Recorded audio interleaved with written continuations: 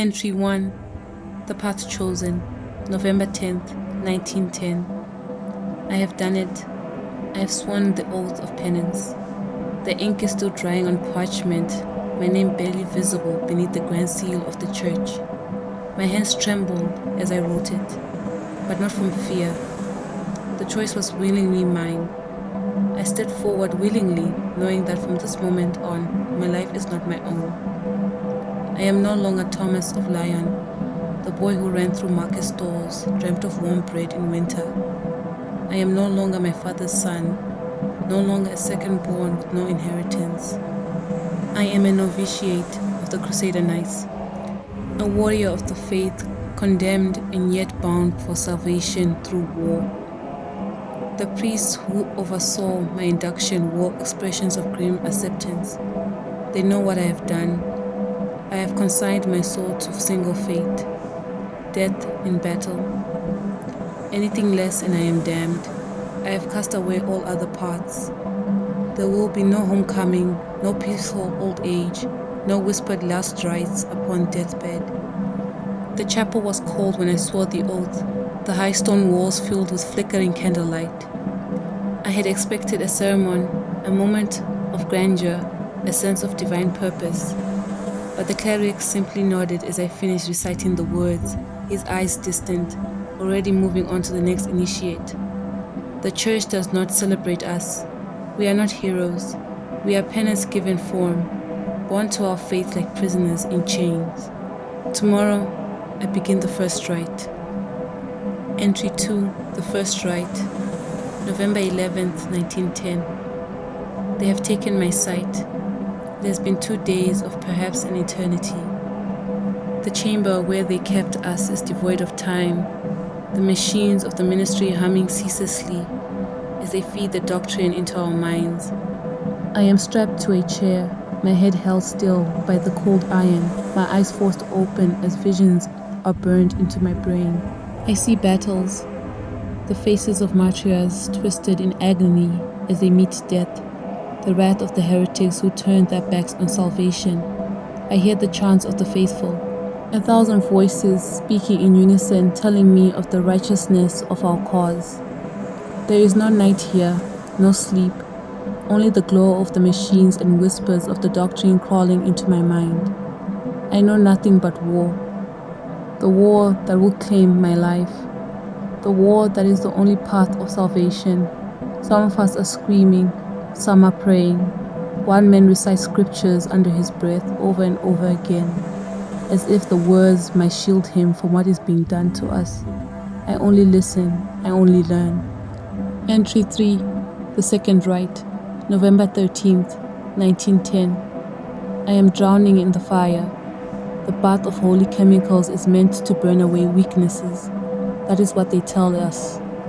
That is what we were made to believe. But as they lowered me into the pool, I realized too late that the burning does not stop at the skin. It seeps into the bones, into the lungs, into the very marrow of who we are. The fumes invade my body, clawing at the insides like talons of smoke. I choked, I gasped, I struggled, but they held me under until my body convulsed. When they finally pulled me free, my lungs felt ruined, each breath coming in ragged, painful gulps. I coughed, and the taste of blood filled my mouth. I gasped once when they pulled me from the pool, and in that instant I knew I would never breathe the same air again. Now I have a mask, an oxygen tank enriched with incense, its holy vapors filling my body with every rasping inhale. They have taken my voice along with my breath. My larynx is gone, my throat a ruin of scars, in its place an amplifier. They tell me that my words will be heard in battle, that my voice will strike fear into the damned.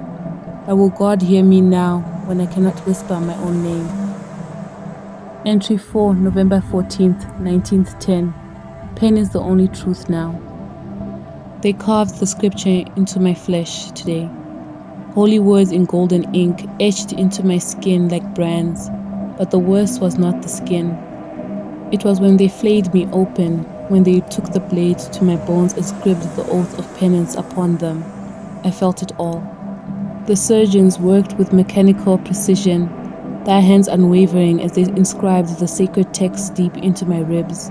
Pain was not dulled. They did not allow such mercy. Pain is our teacher now, our trial. The worst moment was when they began sealing my flesh again, the stitches pulling together the gaping wound they had made.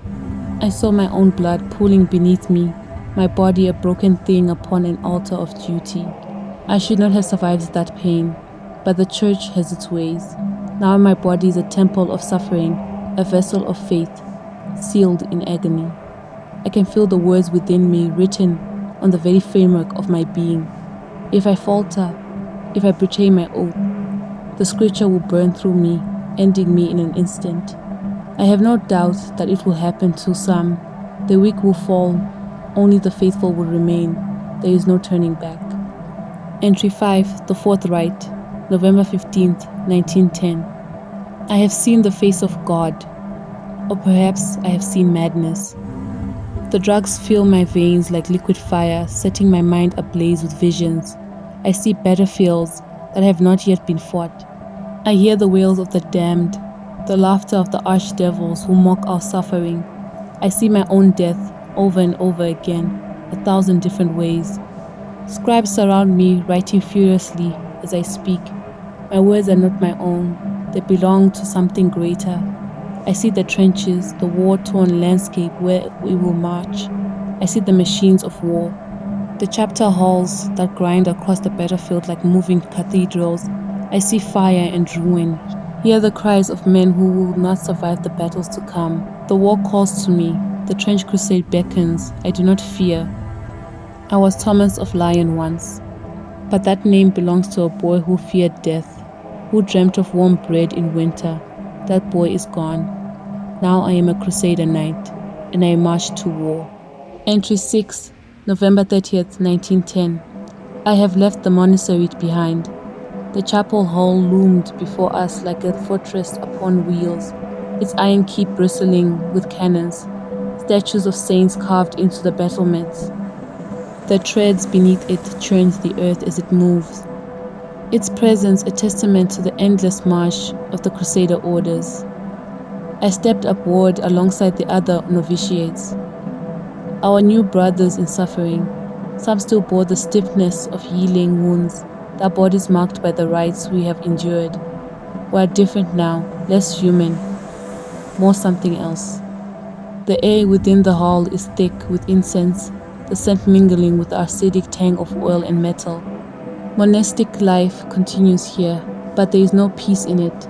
The chants of the faithful echo through the corridors, their voices amplified by the same devices now embedded in our throats.